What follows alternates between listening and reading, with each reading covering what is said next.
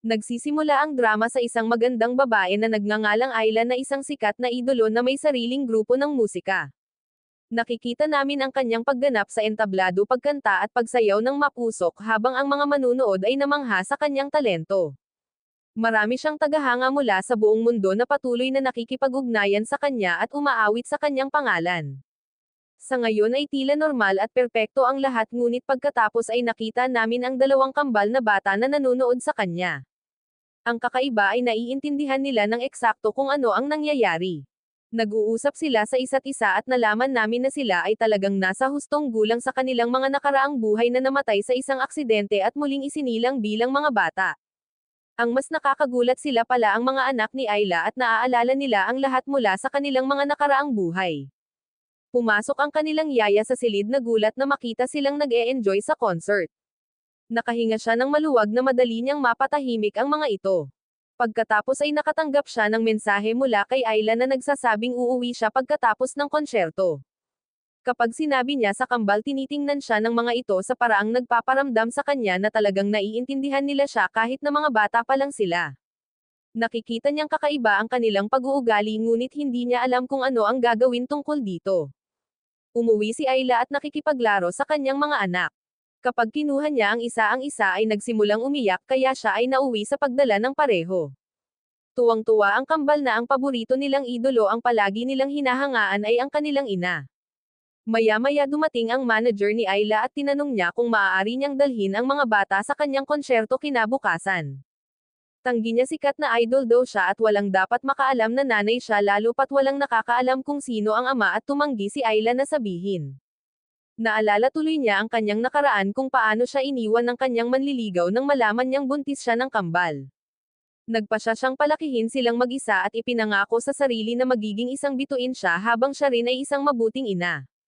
Lumipas ang mga taon at ang kanyang grupo ay naging pinakasikat sa mundo. Lihim niyang pinalaki ang kanyang mga anak itinatago ang katotohanan na siya ang kanilang ina. Isang araw habang nagsasanay at sumasayaw kasama sila pumasok ang kanyang manager na may dalang bagong alok na trabaho isang nangungunang papel sa isang pelikula. Masaya niyang tinanggap ngunit nalaman niyang malayo ang paggawa ng pelikula kaya nagpasya siyang isama ang kanyang mga anak. Kinabukasan lahat sila ay sumakay sa isang kotse patungo sa lokasyon ng paggawa ng pelikula. Excited na ang mga bata na makasama siya.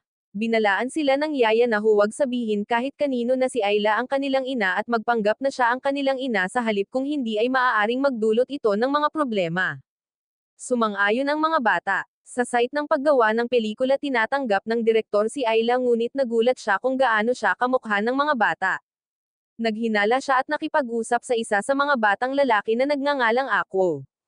Humanga sa tiwala at personalidad ng batang lalaki ang direktor ay nag-aalok sa kanya ng isang maliit na papel sa pelikula.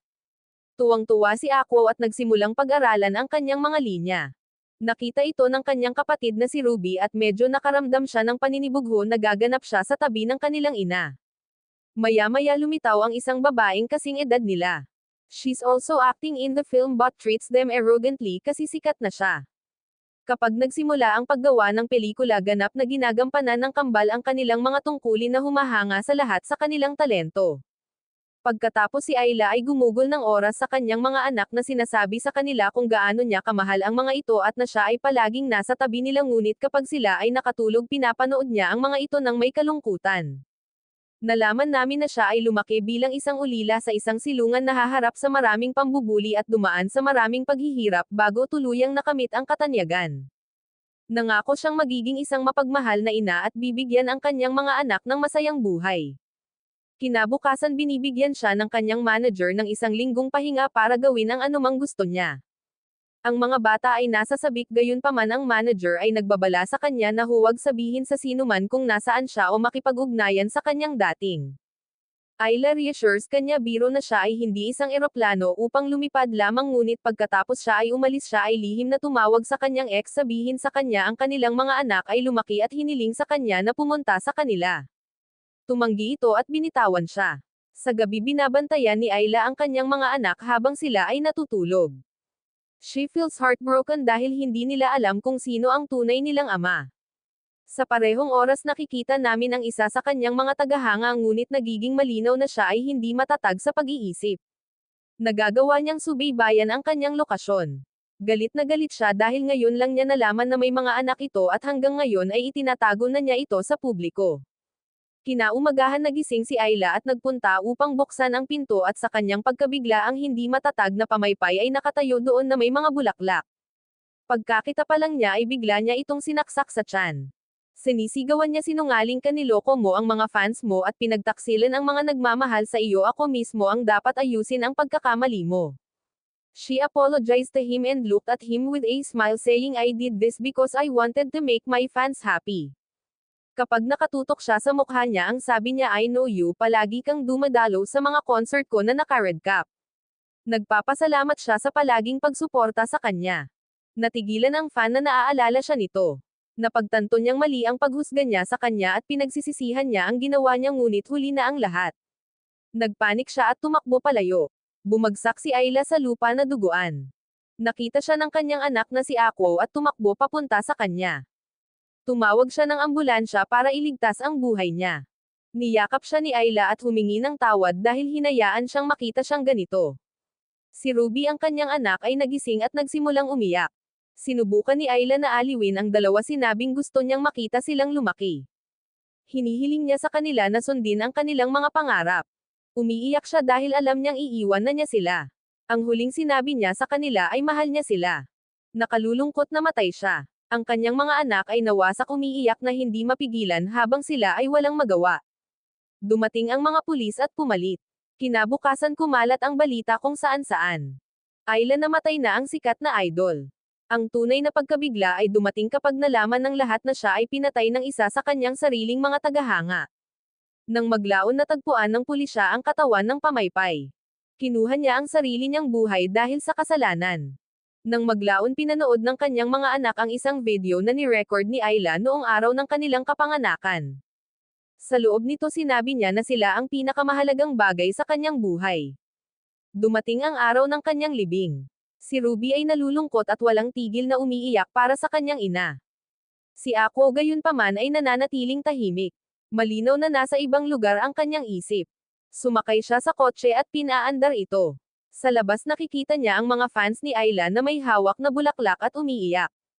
Nagulat siya na nalaman nila ang tungkol sa libing dahil lihim itong ginanap at walang nakakaalam kung saan sila nakatira. Nagsisimula siyang maghinala na may nag-leak sa kanilang lokasyon. Kung paanong nalaman ng hindi matatag na fan ang address ng hotel na kanilang tinutuluyan, pinaghihinalaan niya ang isang pagtataksil, ngunit nagtitiwala pa rin sa kanilang manager at yaya.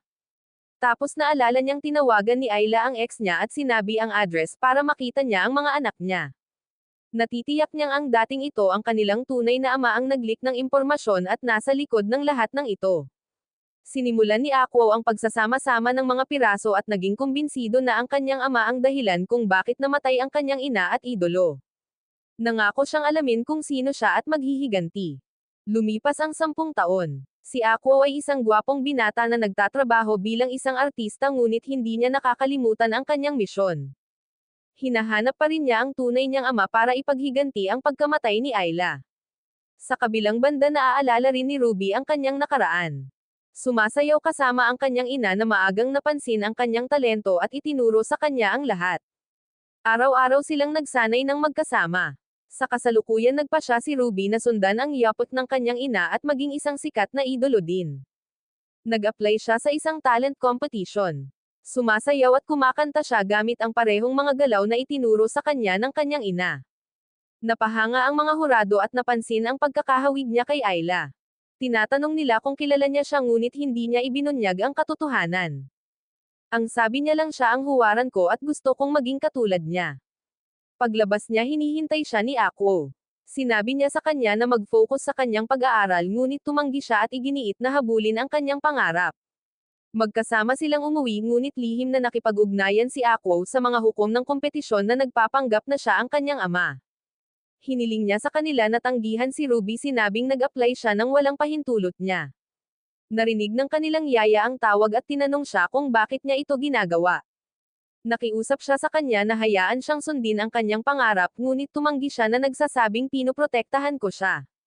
Ayokong matulad siya sa nanay namin. Umalis siya at nagkulong sa kanyang kwarto. Doon ay patuloy niyang ginagawa ang kanyang plano na ngongolekta ng impormasyon tungkol sa mga taong malapit kay Ayla, kumbinsido na ang isa sa kanila ay ang kanyang ama. Kinabukasan nakatanggap si Ruby ng liham mula sa kompetisyon na kanyang inaplayan. Nalaman niyang tinanggihan siya. Nakaramdam siya ng pagkabigo at pagkadismaya, lalo na dahil tila nasiyahan ang mga hurado sa kanyang pagganap. Sinisikap siya ng kanyang mga kaibigan na pasayahin siya at pagkatapos ay biglang lumitaw ang isang estranghero at nagbigay sa kanya ng isang imbitasyon. Pag-uwi niya sinabi niya sa kanila na nakatanggap siya ng alok na sumali sa isang pribadong idol group. Ngunit ganap na laban dito si Aquo. Pinunit niya ang papel at iginiit na mga scammer sila. Hindi naniniwala sa kanya si Ruby at nagalit. Bumalik siya sa kanyang kwarto. Napagtanto ni Aquo na kailangan niyang patunayan ang kanyang punto. Nang gabing iyon nag-disguise siya at tumungo sa venue kung saan nagpe-perform ang grupo. Nakilala niya ang isa sa mga miyembro at nagpanggap na isang mamamahayag. Habang ni-record siya, tinatanong niya kung komportable ba siya sa grupo. Ibinunyag niya na ang manager ng grupo ay minamaltrato sila, binibigyan sila ng napakakaunting pera at pinagsasamantalahan sila. Ipinaliwanag niya na marami sa mga miyembro ang gustong umalis, ngunit hindi nila magawa dahil pumirma sila ng mga sagnay ng parusa sa kanilang mga kontrata. Umuwi si Aquo at pinatugtog ang recording para kay Ruby. Nagulat siya nang marinig ang katotohanan, ngunit labis din siyang nalungkot. Nangako siya sa kanyang ina na magiging isang sikat na idolo tulad niya. Naantig ang yaya sa sinabi ni Ruby at nagpas siyang suportahan siya. Sinabi niya kay Ruby na tutulungan niya siyang ituloy ang kanyang pangarap. Magkasama silang pumunta sa lumang practice studio na dating pinagsasanayan ni Ayla. Sinimulan nila itong linisin para magamit ito ni Ruby sa pagsasanay. Samantala binisita ni Aquo ang direktor na nagtrabaho sa huling pelikula ng kanyang ina bago ito namatay. Ang direktor ay nag-aalok kay Aquo ng isang papel na nagsasabi sa kanya na siya ay may talento mula pa noong siya ay bata pa. Ngunit tumanggi si Aquo, sinabing may layunin siyang makamit at hindi pa maabala sa pag-arte. Kailangan muna niyang mahanap ang kanyang ama at maghayganti sa pagkamatay ng kanyang ina. Hindi maintindihan ng direktor ang ibig niyang sabihin.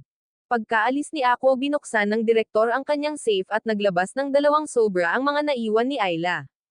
Hiniling niya sa direktor na ibigay ito sa kanyang mga anak kapag sila ay 20 anyos na para sa wakas ay malaman nila ang katotohanan tungkol sa kanilang ama. Makalipas ang 1 linggo magsisimula na ang paaralan. Excited si Ruby dahil nakapasok siya sa isang art school. Tumungo siya doon kasama si Aquo na hindi gaanong masigasig. Nag-enroll lang siya para bantayan siya. Sa pagtatapos ng araw tinanong niya kung nagkaroon siya ng anumang mga kaibigan, ngunit malungkot siyang sumagot na wala pa. Ipinaliwanag niya na lahat ng naroon ay sikat na. Ang ilan ay mga artista na may mga tagasunod. Ang iba ay mga awit at idolo. At siya lang ang wala pang ginagawa. Biglang habang naglalakad sila nakita ng isang batang babae si Aquo at tinawag ang kanyang pangalan. Nagulat siya. Paano niya siya kilala? Ipinaalala niya sa kanya na magkasama sila sa isang pelikula noong mga bata pa sila. Ang pangalan niya ay Jenny. Siya ay nasa sabik na makita siya muli at nagtanong kung bakit siya tumigil sa pag-arte sa kabila ng kanyang halatang talento. Iniiwasan niyang sumagot at lumayo, ngunit sinundan siya nito, tinitiktikan siya hanggang sa makapasok siya sa bahay ng direktor. Palihim siyang sinundan niya at nagulat siya nang makita siyang muli. Ipinaalala niya sa kanya ang pelikulang ginawa nila ng magkasama noong mga bata at naaalala niya kung paano pagkatapos ng paggawa ng pelikula umiyak siya at humiling na gawing muli ang isang eksena dahil nalampasan siya ni Aquo. Nahihiya si Jenny at hinahamon si Aquo na umarte ulit. Gusto niyang patunayan na mas magaling siya sa kanya ngayon. Sinabi niya sa kanya na bibida siya sa isang bagong pelikula at iniimbitahan siyang umarte sa tabi niya. Noong una tumanggi siya, ngunit nang marinig niya ang pangalan ng producer ng pelikula napagtanto niyang ito ay isang taong malapit sa kanyang ina. Binabago niya ng lahat. Pumayag siyang sumali sa proyekto. Pag-uwi sinimulan ni Aquo na kabisaduhin ang kanyang mga linya. Nakita siya ni Ruby at nagalit. Ang sabi niya, matagal ko nang sinusubukan na maging artista at hindi pa rin ako umabot. Hindi mo man ito ginusto, ngunit ang pagkakataon ay darating sa iyo. Ipinaliwanag ni Aquo na ito ay maliit lamang na tungkulin at hiniling sa kanya na hayaan siyang tumutok. Nang matapos siya, dumiretso siya sa filming studio. Doon pinapanood niya ang pangunahing aktor ng pelikula sa isang eksena at napagtanto na ang lalaki ay hindi maaaring umarte. Malinaw niyang nakuha ang papel sa pamamagitan ng mga koneksyon. Kinausap ni Aquo si Jenny at tinanong kung bakit siya pumayag na umarte sa isang taong ganoon. Inamin niya na mula nang lumaki siya wala pa siyang nakukuhang mga role. Tinanggap niya ang pelikulang ito para lang makabalik sa spotlight kahit na ang ibig sabihin nito ay makipagtulungan sa isang taong walang talento. Nakiusap siya kay Aquo na tulungan siya na maging matagumpay ang pelikula sa kabila ng kanilang makakaya. Naantig siya sa katapatan nito at pumayag. Ngunit kalaunan nakita niyang naninigarilyo ang producer at palihim na kumukuha ng sigarilyo para magpadana test. Gusto niyang malaman kung ang lalaking ito ang kanyang ama. Matapos makumplito ang gawaing kanyang pinuntahan tinupad ni Aquo ang kanyang pangako kay Jenny at ginagawa ang kanyang tungkulin. Gayunpaman sa panahon ng paggawa ng pelikula sinimulan niyang pukawin ang nangungunang aktor sinasabi ang mga linyang wala sa script at binyo-bully siya sa set. Napansin ng direktor ang tensyon ngunit hindi niya pinahinto ang paggawa ng pelikula. Gumagana ang plano ni Aquo. Nawala ang galit ng lead actor at sinuntok siya. Sinimulan din ni Jenny ang pag-arte sa kanyang eksena ng may malalim tunay na emosyon. Bilang isang resulta ang eksena ay lumilitaw na napakatalino dahil ito ay mukhang totoo. Ang lahat sa set ay humanga at namangha sa kanilang talento masigasig na pumalakpak sa kanila. Lahat ng ito ay naging posible salamat sa pagganap ni Aquo. Nakatitig tuloy si Jenny sa kanya feeling niya nahuhulog na siya sa kanya. Mabilis na kumalat ang balita at nagsimulang mag-usap ang lahat tungkol sa hindi kapani-paniwalang pag-arte ni Jenny. Maya-maya nakaupong mag-isa si Aquo nang lapitan siya ng producer at sinabing your acting reminds me of someone I used to know, a girl named Ayla. Naging balisa si Aquo natatakot na baka malaman ng lalaki na siya ang anak ni Ayla. Pero may hinala si Aquo. Pakiramdam niya ay may tinatago ang producer. Pag-uwi niya nakita niyang dumating na ang resulta ng DNA test. Pumunta siya sa kanyang silid upang buksan ang mga ito at natuklasan na hindi niya ama ang producer. Pakiramdam niya ay nabigo siya na hindi gumana ang kanyang plano. Biglang pumasok si Ruby at humingi ng pabor sa kanya. Kinabukasan nagpadala ng mensahe si Aquo kay Jenny na humihiling na makipagkita sa kanya pagkatapos ng klase. Nasa sabik si Jenny iniisip na baka may nararamdaman ito para sa kanya. Pumunta siya sa lugar ng pagpupulong ngunit pagdating niya nagulat siya nang makita si Ruby doon. Ipinaliwanag ni Ruby na siya ang gustong makipag-usap. Hiniling niya kay Jenny na sumali sa kanyang idol group. Tumanggi si Jenny sinabing wala siyang oras. Sinusubukang kumbansihin siya ni Ruby sinabing siya ay may talento at sikat.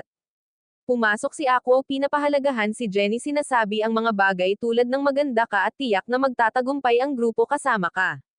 Bumilis ang tibok ng puso ni Jenny at kumikinang ang mga mata nito sa excitement. Pumayag siya wala pang isang segundo. Umuwi siya sa kanila at pumirma sa kontrata. Nakahinga ng maluwag si Aquo nang malaman niyang ligtas na ang kanyang kapatid ngayong kasama niya si Jenny. Bigla siyang nakatanggap ng tawag. Ito ang producer na nag-aalok sa kanya ng isang papel sa isang bagong palabas. The producer tells him if you accept I'll give you important information about Ayla. Nagulat si Aquo at pumayag.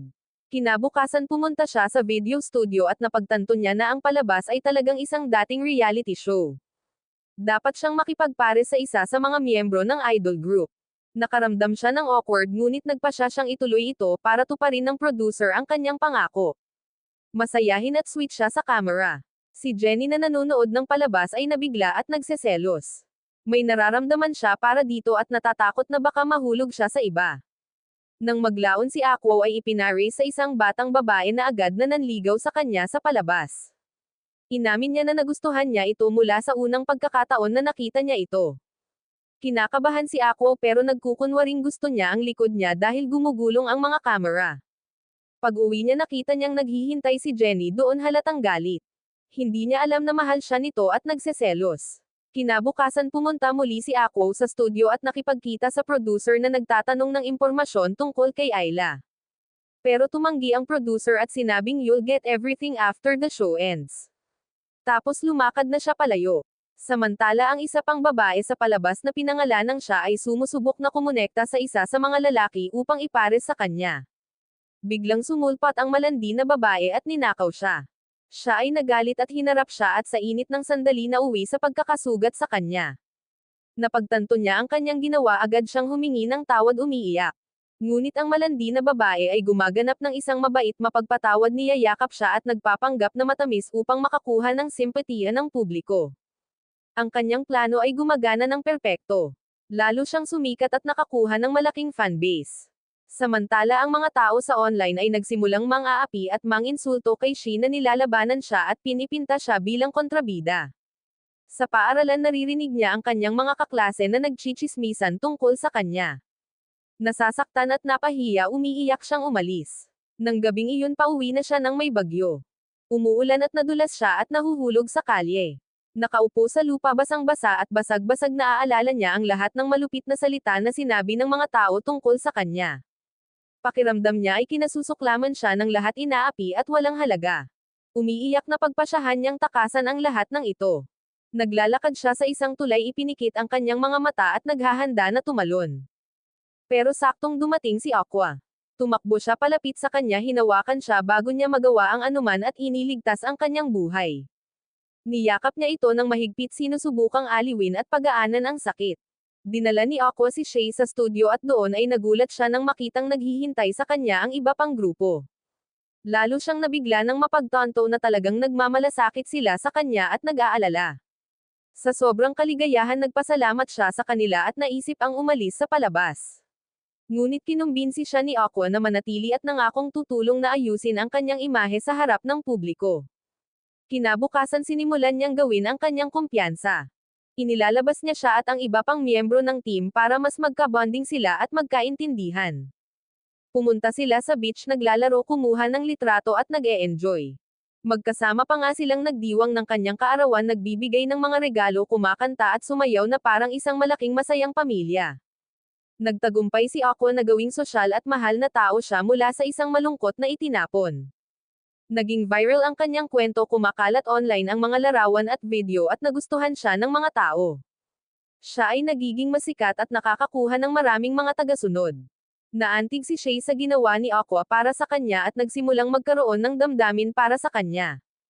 Tinatanong niya kung anong klaseng babae ang pinapangarap niyang makasama. Naisip agad ni Aqua si Ayla at nagsimulang ilarawan siya kung gaano siya kaganda at kabait, kung paano siya binigyan ng pag-asa ng kanyang ngiti sa buhay. Napagtanto ni Shay na pinag-uusapan niya ang yumaong mga awit na si Ayla kahit na hindi niya alam na siya ang kanyang ina. Nang gabing iyon, nagpasya siyang gayahin si Ayla. Tinitingnan niya ang mga larawan at pinapanood ang kanyang mga video sa konsyerto, sinusubukang isama ang kanyang personalidad. Kinabukasan nagtipon muli ang grupo para sa paggawa ng pelikula. Nakatayo si Shay sa harap ng araw at tumatawa mula sa kanyang puso. Natigilan si Aqua nang makita siya. Bumibilis ang tibok ng puso niya dahil sobrang naaalala niya si Ayla. Nanatili itong nakatitig sa kanya. Natutuwa si Shay na nakuha niya ang atensyon nito at hiniling na lumabas kasama niya. Pumayag naman siya. Umupo sila sa tabi ng dagat at pinag-uusapan si Ayla. Pakiramdam niya ay parang kumanta si Ayla mula sa puso, na para bang may taong mahal na mahal niya, marahil ay isang bata at ang kanyang mga anak ay ang kanyang buong buhay. Nagulat si Aqua sa kanyang pananaw at naantig sa kanyang mga salita. Nang gabing iyon, tinitingnan niya ang mga lumang larawan at alaala ni Ayla, na ramdam niya ang pagkawala nito. Kinabukasan pumasok si Jenny sa paaralan at narinig niya ang pagchichismisan ng mga estudyante na baka nililigawan ni Aqua si Shay. Naiinggit siya dahil may nararamdaman siya para sa kanya. Biglang sumulpot si Aqua at sinabing acting lang ang lahat. Pagkatapos ay inaaya niya itong lumabas pagkatapos ng paaralan. Iniisip niya na ito ay isang petsa at nasa sabik. Agad siyang sumama sa kanya, ngunit nagulat siya nang dalhin siya nito sa isang larangan ng palakasan. Naglalaro sila ng esport na dati niyang nilalaro kasama ang kanyang ina. Nakaramdam ng pagkadismaya si Jenny. He treats her like a sister but she don't mind too much. Masaya lang siyang malapit sa kanya. Dumating ang araw para kunan ang huling episode. Excited ang lahat. Nagpasya si Aqua na sorpresahin ang mga manunood. Ipinahayag niya sa publiko ang kanyang nararamdaman kay Shay at niyakap ito. Pinapanood ni Jenny ang episode at kahit alam niyang pag-arte lang ito, nakaramdam siya ng kirot at pag-iyak. Kinabukasan nakilala ni Aqua ang producer. Pinasalamatan siya ng producer sa matagumpay na palabas na nakakuha ng mataas na viewership at nangakong tutuparin ang kanyang pangako. Pumayag silang magkita kinabukasan para malaman ni Aqua kung sino ang tunay na minahal ni Ayla. Maya-maya kinausap ni Shay si Aqua. Tinanong niya kung magpapatuloy ang kanilang relasyon pagkatapos ng palabas. Matapat na sinasabi sa kanya ni Aqua na hindi niya ito mahal. Nag-aartista lahat. Nag-aalok siya na ipagpatuloy ang pagpapanggap hanggang sa makalimutan ng publiko. Nalungkot si Shay dahil nagustuhan niya ito ngunit iginagalang niya ang katapatan nito at pinasalamatan siya. Pagkatapos ay nagpaalam ang koponan at ang bawat isa ay pumupunta sa kani-kanilang paraan. Natuklasan ni Aqua na isa sa mga babae ay isang YouTuber. Nang makausap siya nito ibinunyag niya na ang pangarap niya ay maging isang idolo ngunit ngayon ay 25 na siya at masyadong matanda. Naawa si Aqua sa kanya at iniuwi siya hinihiling sa tagapag-alaga na isama siya sa grupo ng kanyang kapatid. Pero mahirap daw ang caretaker dahil hindi pwedeng mas matanda sa 20 ang mga idolo. Tinanong nila ang YouTuber kung bakit hindi niya ituloy ang pangarap niya kanina. Ibinabahagi niya ang kanyang kwento. Noong bata pa siya nag-aral siya ng sayaw at pagkanta. Ngunit isang araw nagkasakit ang kanyang ina at na-hospital. Kinailangan niyang huminto sa kanyang mga aralin at magtrabaho sa araw habang inaalagaan ang kanyang ina sa gabi dahil walang ibang tao doon. Sa oras na gumaling ang kanyang ina masyado na siyang matanda para magdebo bilang isang idolo kaya nagsimula na lang siya ng isang channel sa YouTube. Lahat ay naantig sa kanyang kwento. Nagpa siya silang mag-like at mag-subscribe sa kanyang channel at mag-activate pa ng mga notification. Naantig si Ruby at pumayag siyang sumali sa grupo na tinutulungan siyang makamit ang kanyang pangarap. Tuwang-tuwa ang YouTuber at nagpasalamat sa kanya. Pumunta silang tatlo para mag-shoot ng ad para sa idol group Excited at Puno ng Pag-asa. Nang gabing iyon pinuntahan ni Aqua si Shia at kumuha sila ng litrato ng magkasama para i-post online para isipin ng mga tao na mag-asawa pa rin sila. Nakita ni Jenny ang mga larawan at naniniwalang totoo ang relasyon. Nasasaktan siya at aalis mag-isa. Pagbalik ni Aqua nakita niya si Jenny at tinanong kung ano ang problema. Tumanggi siyang sumagot at sinabihan itong huwag makipag-usap sa kanya. Lumayo siya at bumalik sa idol group. Doon niya nakitang nag-aaway sina Ruby at ang YouTuber. Bawat isa ay gustong maging pinuno ng grupo. Pinag-usapan nila ito at sa wakas ay nagkasundo na si Jenny ang dapat na mamuno. Pumunta sila at tinanong siya ngunit tumanggi siya dahil hindi siya naniniwala sa kanyang sarili. Umalis siya at umupo mag-isa nag-iisip ng malalim. Nakita siya ni Aqua at sinubukang mag-alok ng tubig ngunit tumanggi siyang inumin ito. Malamig ang pakikitungo niya rito na ikinalilito niya sa kanyang inasal. Tinatanong niya kung bakit siya nagkakaganyan. Nagpa siya siyang harapin siya tungkol sa pagtatapat ng kanyang nararamdaman kay Shia ngunit lumayo lang siya pumasok sa kanyang silid at nakatulog sa pagod. Kinaumagahan nagising siya nang tumunog ang kanyang telepono at nagulat siya nang makitang tumatawag ang producer.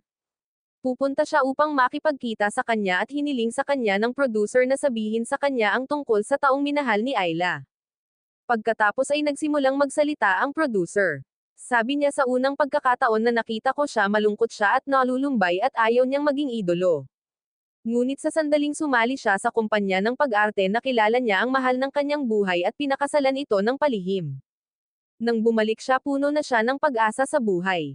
Nagulat si Aqua sa kanyang narinig ngunit nagsimulang maniwala na totoo ito dahil tugma ang timing. Sa panahong iyon ay nabuntis siya. Gayunpaman hindi pa rin niya alam kung sino ang kanyang asawa. Biglang may pumasok na lalaki kaibigan ng producer na nagtatrabaho bilang scriptwriter. Napansin ni Aqua na medyo kamukha niya ang lalaki at nakakaramdam siya ng kakaibang pamilyar ngunit hindi niya ito masyadong inisip at umuwi na siya. Nagsisimula siyang mag-isip ng bagong plano. Nagpa siya siyang sumali sa acting company para subukang alamin kung sino ang kanyang ama.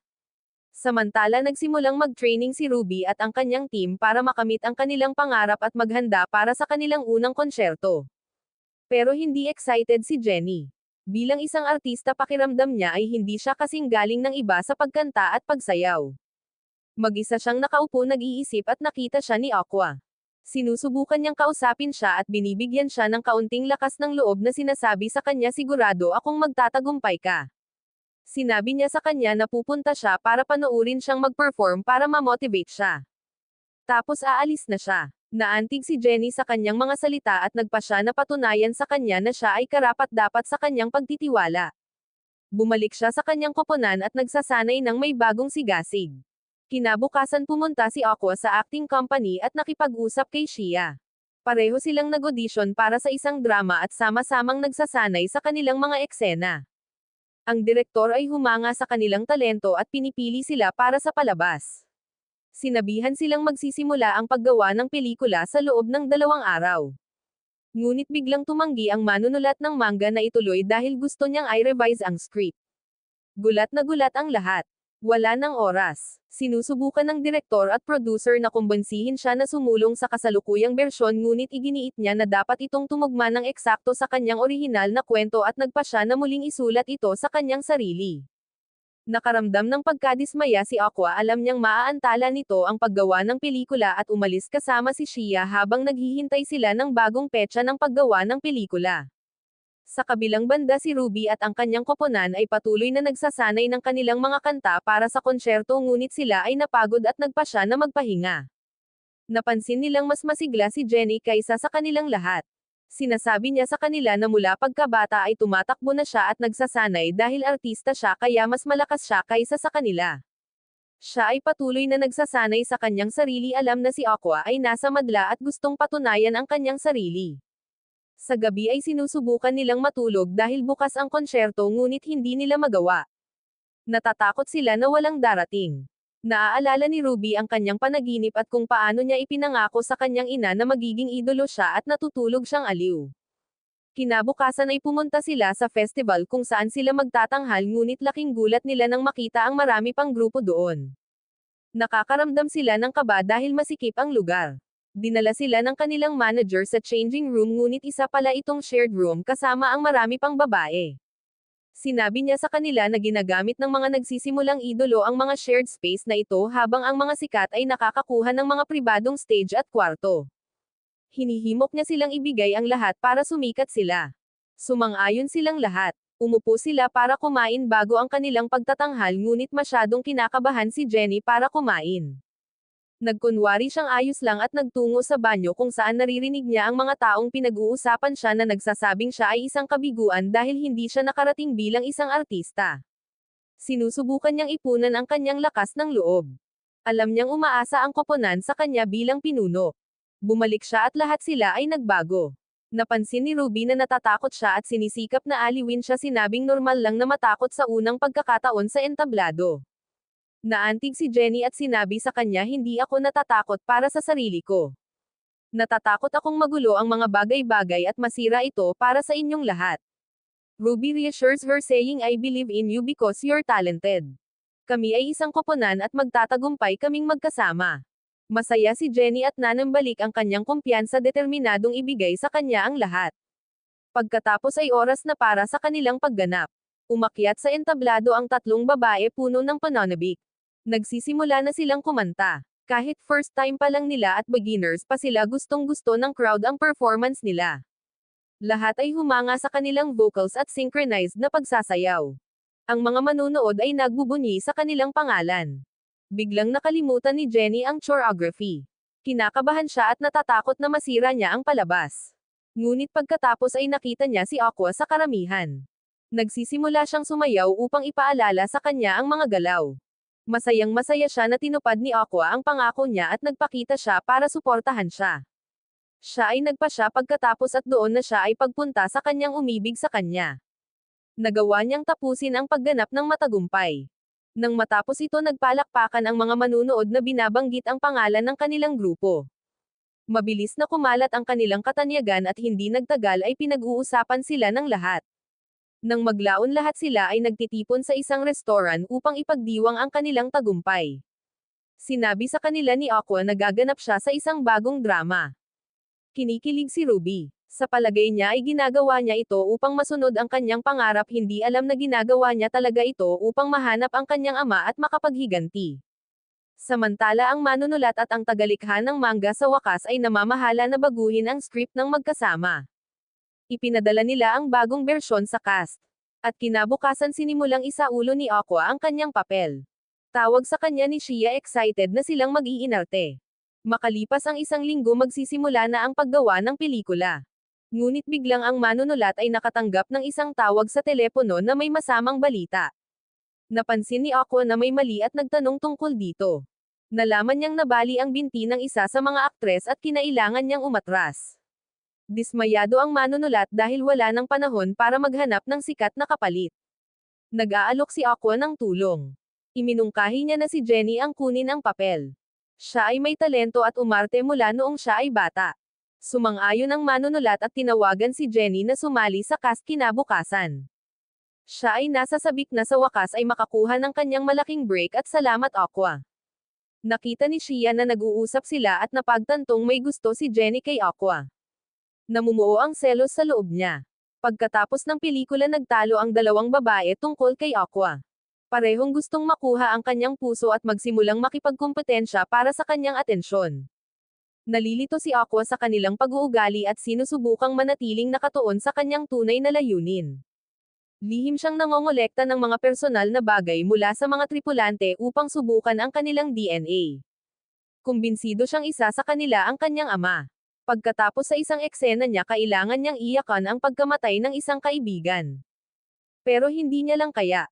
Pakiramdam ng direktor ay hindi totoo ang kanyang emosyon at patuloy na humihingi ng mga retake. Sa isang pahinga binibigyan siya ni Jenny ng ilang payo. Sinabi niya sa kanya na alalahanin ang mga masasakit na alaala upang ma-trigger ang tunay na damdamin. Sinunod ni Aqua ang kanyang mungkahi at naalala niya ang sandaling namatay ang kanyang ina ang taong pinakamamahal niya. Nang muling umikot ang kamera naisip niya na nasa harap niya ito at napaiyak siya. Lahat ay namangha sa hilaw na emosyon sa kanyang pagganap. Parang totoo ang mga luha niya. Napagtanto ni Aqua na talagang talentado siya sa pag-arte ngunit hindi niya kakayanin ang sakit na makitang namatay ang kanyang ina sa kanyang isipan. Bumagsak siya dahil sa emosyonal na pagkahapo at huminto ang paggawa ng pelikula habang nagmamadali ang lahat para tingnan siya.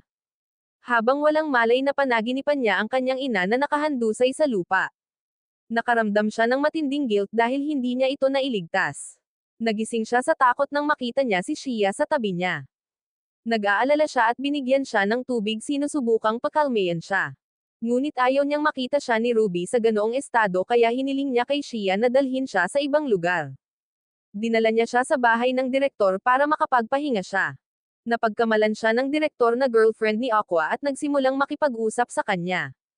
Inihayag niya na si Aqua ay nakaranas ng trauma sa kanyang pagkabata. Sa tuwing naaalala niya ang araw na iyon napapahamak siya.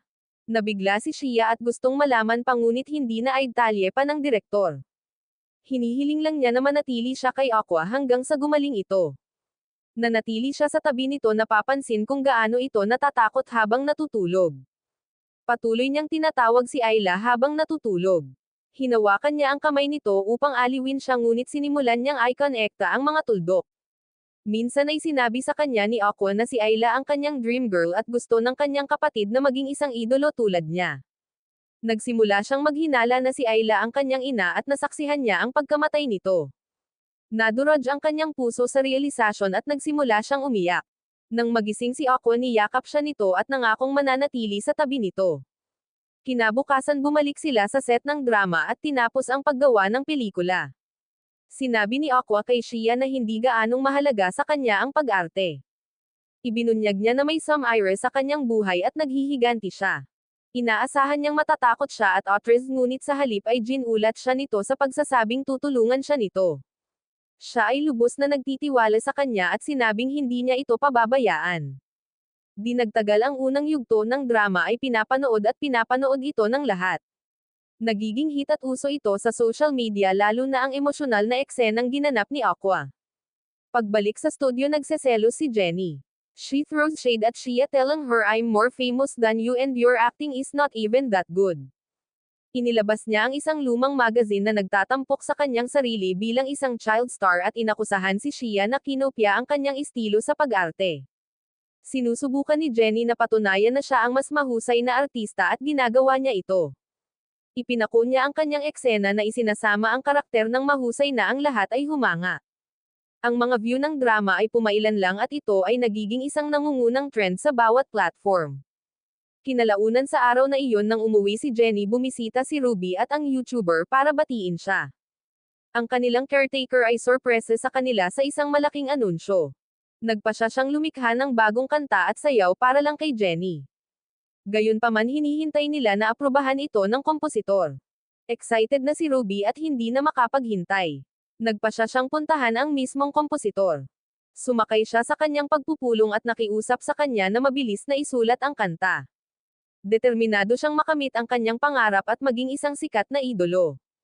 Ang kompositor ay inspirasyon ng kanyang hilig at kinansela ang lahat upang gumana kaagad sa kanyang kanta. Nagawa niyang tapusin ito ng mabilis at ipinadala ito sa kanya. Nakikinig dito si Ruby at namangha ang buong grupo. Sumasang-ayon silang lahat na itala ito sa lalong madaling panahon para maipalabas nila ito sa mundo. Pagkatapos nito umuwi si Aqua at nalaman na dumating na ang resulta ng DNA test. Pumasok siya sa kanyang silid at sinimulang basahin ang mga ito ngunit lahat sila ay negatibo maliban sa isa. Nabigla siya nang makita ito. Nahanap na niya siya sa wakas. Kinabukasan kinukunan nila ang huling yugto ng drama. Nagpa siya si Aqua na naroon bago isagawa ang kanyang plano para sa paghihiganti. Ang huling eksena ay nagsasangkot sa kanya na matagpuan ang kanyang kasintahan na nakahiga sa lupa na puno ng dugo. Tumakbo siya sa kanya upang subukang iligtas siya ngunit humingi siya ng tawad sa pag-iwan sa kanya at hiniling sa kanya na magpatuloy sa kanyang buhay nang wala siya. Sa sandaling iyon naalala niya ang kanyang ina. Siya ay nagsabi ng eksaktong parehong bagay bago siya namatay. Parang binubuhay niyang muli ang masakit na alaala na iyon. Siya breakdown na umiiyak tinatawag siya. Lahat ng nasa set ay labis na naantig sa kanyang pagganap hindi makapaniwala kung gaano ito kay Toto at kalakas. Ang hindi nila alam ay totoong nagdadalamati siya. Yung mga luhang totoo. Pagkatapos ng paggawa ng pelikula nakipagkita siya sa isang mas matandang aktor na gumanap bilang pangunahing papel. Hinihiling niyang kausapin siya at ipinakita sa kanya ang mga resulta ng DNA. Magkapatid pala sila sa ama-iisa ang ama.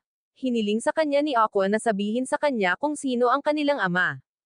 Nagulat ang aktor at iniuwi siya para makipag-usap. Doon tinanong niya si Aqua para sa pangalan ng kanyang ina ngunit tumanggi si Aqua na sabihin. Sinabi sa kanya ng aktor na ang kanilang ama ay isa ring artista ngunit isang nabigo. Namatay siya na may maraming utang at nagkaroon ng maraming relasyon niloloko ang mga babae at ginagamit ang mga ito para sa kasiyahan. Kaya naman kinasusuklaman niya ito. Nabigla si Aqua sa kanyang narinig at umalis na parang bigo. Ang kanyang plano para sa paghihiganti ay gumuho. Pag-uwi niya nakita niyang naghihintay si Ruby sa kanya nag-aalala. Tinanong niya kung nasaan siya buong gabi ngunit nagsisinungaling siya at sinabi sa kanya na nanatili siya sa bahay ng direktor. Pumasok siya sa kanyang silid at tiningnan ang larawan ng kanyang ina na naaalala ang mga sandali nilang magkasama. Nagpa siya siyang bitawan ang paghihiganti at magsimula ng bagong kabanata sa kanyang buhay. Ang huling episode ng drama ay ipapalabas sa susunod na araw naging isang napakalaking hit at trend sa lahat ng dako. Pagkatapos si Ruby at ang kanyang koponan ay nagtitipon sa bahay at nagpaplano ng isang paglalakbay kung saan ay record din nila ang kanilang bagong kanta. Iminumungkahi ni Jenny na sumama si Aqua upang magpahinga at gusto niya ang ideya ngunit nagpa siya na dalhin din ang Shia. Nagseselo si Jenny at sinabing sana inimbitahan mo ako ng ganyan. Kinabukasan pumunta sila sa airport. Dumating si Shia sa tamang oras at tinatanggap siya ng team. Maliban kay Jenny na halatang ayaw sa kanya dahil nagseselos siya kay Aqua. Nagalit si Jenny nang makita niyang nakikipagbiruan si Ruby kay Shia. Iniisip pa rin niya na engaged na si Shia sa kanyang kapatid. Umalis siya halatang inis. Sinundan siya ni Aqua at pinakalma siya na sinasabi sa kanya na plano niyang ihayag ang katotohanan sa lalong madaling panahon na siya at si Shia ay hindi magkarelasyon at walang namamagitan sa kanila. Natutuwa siyang marinig iyon at bumalik sa kanya. Sumakay sila sa eroplano at naglalakbay patungo sa lungsod kung saan sila kukuha ng pelikula. Ang direktor ay naghihintay para sa kanila at kahit na sila ay pagod at gutom sinabi niya na walang oras upang magpahinga. Dinadala niya sila diretso sa trabaho. Magkasamang naglalakad sina Aqua at Shia sa paligid ng lungsod.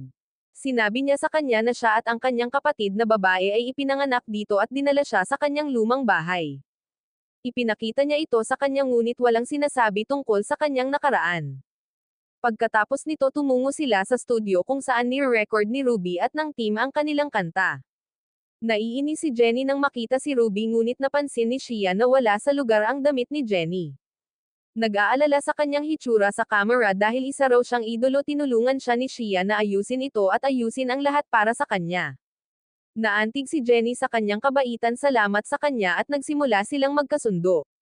Sinimulan nilang i-record ang kanta.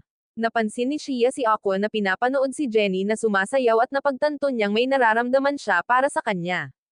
Nasasaktan siya pero hinihikayat pa rin niya itong magtapat kay Jenny. Gayunpaman naaalala niya ang nangyari sa kanyang ina nang matuklasan ng mga tagahanga na siya ay isang ina at nagpa siya na layuan si Jenny upang protektahan siya. Pagkatapos ng kanyang pagre-record hiniling ni Ruby kay Shia na mamasyal. Nagulat si Shia pero pumayag. On the way Ruby confessed that she's in love with a much older doctor, the one who inspired her to become a famous idol, pero bigla itong nawala at hindi niya alam kung saan siya nagpunta. Umaasa siya na kung sumikat ang kanyang kanta makikita niya ito at babalik sa kanya. Naantig si Shia sa kanyang kwento. Pagkatapos ay dinala siya ni Ruby sa ospital kung saan siya dating nagtatrabaho. Nakasalubong nila ang isang nurse na nagsabi sa kanila na huminto siya at nawala. Wala nang nakarinig mula sa kanya mula noon. Nalungkot si Ruby at lumabas ng ospital. Pumunta siya sa bundok kung saan sila nagkikita noon ng doktor. Naghukay siya sa ilalim ng isang puno at nakita ang kahon na kanilang ibinaon upang mabuksan kapag siya ay naging isang idolo. May napansin si Shia na kakaiba sa lupa. Sinusundan niya ang tugaygayan pababa ng bundok at nakahanap ng kalansay. Sa takot sigaw niya. Narinig siya ni Ruby nagmamadaling lumapit at laking gulat niya nang makita ang katawan na nakasuot ng coat ng doktor. Napagtanto niyang siya iyon. Siya ay nahulog mula sa bundok at namatay. She's devastated at hindi makapaniwalang hindi na niya ito makikita. Napaupo siya sa lupa at napaiyak. Dumating ang mga pulis para kunin ang bangkay para ilibing. Pumunta si Ruby sa istasyon para ibigay ang kanyang pahayag at pagkatapos noon binitawan na siya. Kinabukasan nakipag-usap si Shia kay Aqua at nalaman niyang nagpasya siyang sumuko sa kanyang paghihiganti. Nararamdaman niyang hindi na nito kailangan ng tulong niya kaya pinili niyang lumayo. Umalis siya umiiyak. At ngayon mahal na manunood, hayaan mong ipaliwanag ko sa iyo ang mga bagay ng kaunti. Ang doktor na iyon ay talagang ang ating bayani na si Aqua ngunit muling ipinanganak. At si Ruby ay minsang naging pasyente niya sa isang nakaraang buhay bago siya namatay at muling isinilang sa isang ito. Wala sa dalawang magkapatid ang nakakaalam ng buong kwento at pareho nilang itinatago ang kanilang mga nakaraan sa isa't isa. Bumalik sa kasalukuyan, hinabol ni Aqua si Shia, pinunasan ang kanyang mga luha at sa wakas ay ipinagtapat ang kanyang tunay na damdamin na mahal niya ito. Lumapit ito sa kanya at marahan siyang hinalikan sa pisngi. Samantala sumama si Ruby sa kanyang koponan upang mag-shoot ng isang komersyal ngunit napansin ng direktor na wala siya sa kanyang sarili. Mukhang down siya at tahimik. Sinisikap ng koponan na pasayahin siya at kumbansihin siyang lumangoy upang pasiglahin ang kanyang espiritu. Sumasang-ayon siya at sa sandaling nasa tubig sinimulan niyang i-connecta ang mga tuldok. Nagsimula siyang maghinala na ang pagkamatay ng doktor ay hindi isang aksidente at napagtanto niyang may taong nasa likod ng kanyang pagkamatay at ang pagtagas tungkol sa nakaraan ng kanyang ina. Kinabukasan bumalik sila sa lungsod. Bumisita si Ruby sa puntod ng kanyang ina at ipinangako sa kanya na maghihiganti siya sa tunay na kriminal. Ngunit pagkaalis niya, isang misteryosong figure na nakatago ang mukha ay lumitaw sa libingan at tumatawa. Napagtanto namin na siya ang tunay na salarin. Mamaya umuwi si Ruby at pinanood ang music video na ginawa nila kasama ang kanyang team. Nagpa siya ang YouTuber sa kanilang team na i-upload ito sa kanyang channel. Sinubukan ni Jenny na kausapin si Aqua ngunit napansin niyang nagsisimula na siyang hindi pansinin. Nalaman niyang may relasyon siya ngayon kay Shia na nagpadurog sa kanyang puso at nagpaiyak sa kanya. Napansin ng YouTuber kung gaano siya kagalit at sinusubukan siyang aliwin. Nagpa siyang tumulong sa pamamagitan ng pagpunta kay Aqua at paghiling sa kanya na pakitunguhan si Jenny ng mabait. Sinabi niya sa kanya na lumalayo siya dahil sa takot para kay Jenny. Dahil nagiging idol na siya, kapag nalaman ng fans ang tungkol sa isang relasyon, maaari itong magdulot ng kapahamakan sa kanya. Naiintindihan at napagtanto ng YouTuber na tama siya. Kinabukasan na i-post niya ang music video at sa sorpresa ng lahat ito ay naging isang napakalaking hit. Ang video ay nakakuha ng milyon-milyong view at nagiging viral sa social media. Dahil dito naging sikat si Ruby at ang kanyang koponan na naging mga minamahal na idolo mula sa hindi kilalang mga babae. Ngunit sa kabila ng kanilang tagumpay, napansin ng YouTuber na ang grupo ay mukhang hindi kasing saya niya. Nalaman niyang nalulungkot si Jenny kay Aqua na hindi na siya kinakausap. Naguguluhan din siya sa biglang pagbabago ng ugali ni Ruby. Kinabukasan nakilala ni Shia si Aqua at naguguluhan din sa kanyang pagbabago sa personalidad. Tinanong niya siya kung bakit at nagpa siyang sabihin sa kanya ang lahat. Sabi niya, buong buhay ko hinanap ko ang tatay ko para maghiganti. Nalaman kong artista siya pero ngayon alam kong patay na siya kaya pinili kong mag-move on at magsimula ng bago para tuluyang mahabol ang pangarap ko. Nagulat si Shia sa kanyang mga sinabi ngunit may kakaiba. Pag-uwi niya hinanap niya online ang pangalan ng aktor ang pinaniniwala ang ama niya si Aqua at natuklasan niyang namatay siya bago ang kanyang sariling kamatayan. Nangangahulugan iyon na hindi siya maaaring maging tunay na ama ni Aqua at ang tunay na pumatay ay dapat na ibang tao. Nang gabing iyon umuwi si Aqua at nakitang naghihintay sa kanya ang manager ng kanyang yumaong ina. Ibinunyag niya ang katotohanan na ang ina ni Ruby ay talagang ikinasal sa ibang lalaki ang responsable sa pagkamatay nito. Natigilan si Aqua. Akala niya tapos na ang lahat, tapos na ang kwento ng kanyang paghihiganti at handa na siya sa panibagong simula. Ngayon ay gumuho na naman ang lahat. Napahagulgol siya ng iyak. Naaawa ang manager sa kanya at sinubukang aliwin siya, niyakap siya at nangako na personal niyang hahabulin ang tunay na pumatay. Para siyang anak sa akin, sabi niya, at babayaran ko siya. Ngunit si Aqua ay nabigla pa rin, hindi maproseso ang lahat. Mag-isa siyang nakaupo sa ulan, pinagmumultuhan ng mga alaala ng kanyang mas bata, sinisisi ang sarili sa hindi pagligtas sa kanyang ina nang mamatay ito sa harap ng kanyang mga mata. Sa sobrang pagkakasala itinapon niya ang kanyang mga braso at nang bumalik siya sa realidad nagulat siya nang makitang nasa harapan niya si Jenny. Napagtanto niyang hindi niya sinasadyang itinulak siya pababa sa kanyang gulat at bumaha sa kanya ang guilt habang nakikita niya itong nakahiga sa lupa. Humingi siya ng paumanhin sa kanya at sinubukang ipaliwanag na hindi niya sinasadya, ngunit sa palagay niya ay itinulak siya nito dahil galit siya sa kanya. Ibinigay niya sa kanya ang payong upang protektahan siya mula sa ulan, pagkatapos ay lumakad palayo na lumuluha, hindi maintindihan kung bakit ang lahat ay parang sira. Bigla siyang nakatanggap ng mensahe mula sa isang kaibigan na nag-iimbite sa kanya na tumambay sa isang lounge ng gabing iyon. Nagpa siya si Jenny na pumunta, umaasang makakatulong ito sa kanya na makalimutan ang nangyari. Pagdating niya ipinakilala siya ng kaibigan niya sa isang sikat na direktor. Nagsimula silang mag-inuman ng magkasama at ang mga nag-aalok sa kanya ng isang papel sa kanyang paparating na pelikula. Siya ay nasa sabik at sumang-ayon, ngunit pagkatapos ay hiniling niya sa kanya na pumunta sa kanyang opisina upang basahin ang script. Pumupunta siya, iniisip na ang lahat ng ito ay propesyonal. Lingid sa kanyang kaalaman, ang tinaguriang kaibigan ay lihim na kumukuha ng mga larawan sa kanila na magkasama na nagpaplanong i-post ang mga ito sa online upang magdulot ng maling alingawngaw. Laking gulat ni Jenny nang makitang wala sa opisina kundi sa bahay ng direktor. Nakaramdam siya ng takot ngunit sumabay dito. Ilang sandali pa lumuluha siyang lumabas ng bahay. Nalaman namin na sinubukan siya ng direktor na harass at pinagsisisihan niya ang pagtitiwala sa kanya.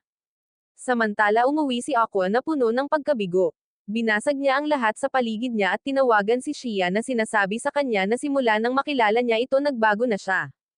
Binigyan niya siya ng pag-asa at dahilan para mabuhay. Pinasasalamatan niya ito para sa kanyang buhay, ngunit sinabi na kailangan niyang umalis upang gumawa ng isang mahalagang bagay. Natigilan siya at napagtanto na nagpa siyang tugisin ang totoong kriminal at maghiganti.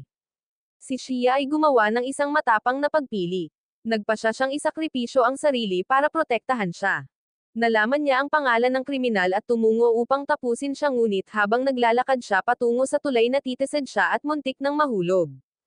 Out of nowhere lumitaw si Aqua at iniligtas siya sa tamang oras. Nagulat siya nang makita siya at nagtanong kung paano niya ito natagpuan.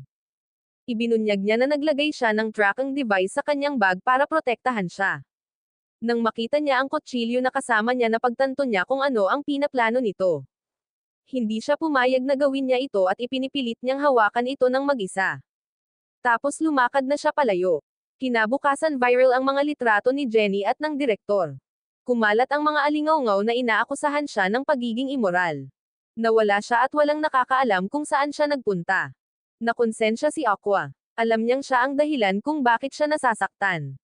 Hinanap niya ito at kalaunan ay nakita niya itong nakaupo sa parke kung saan sila nagkita pagkatapos ng klase. She's completely broken, crying her heart out. Naririnig niyang ibinubulong nito ang kanyang pangalan, nagsasabing kailangan niya siya. Kapag lumingon siya at nakita siya, nahihiya siya, iniisip niya siguro na ini-imagine niya siya, pero at the same time masaya siya na dumating siya. Naantig sa kanyang sakit iniuwi siya ni Aqua. Nang maglaon umupo siya at nag-iisip kung paano isave ang kanyang reputasyon at makalimutan ng mga tao ang mga tsismis. Napagtanto niyang may isang paraan lamang. Kinabukasan nagdaos siya ng press conference at isiniwalat ang katotohanan. Siya ang kanyang kapatid na babae at si Ruby ay mga anak ng sikat na mga awit na si Ayla. Natigilan ang lahat. Ang balita ay kumakalat na parang apoy at ang mga tao ay nagsimulang magsalita tungkol sa paghahayag na kalimutan ang iskandalo sa paligid ni Jenny. Ngunit sa pag-uwi ni Aqua nakita niya si Ruby na naghihintay sa kanya.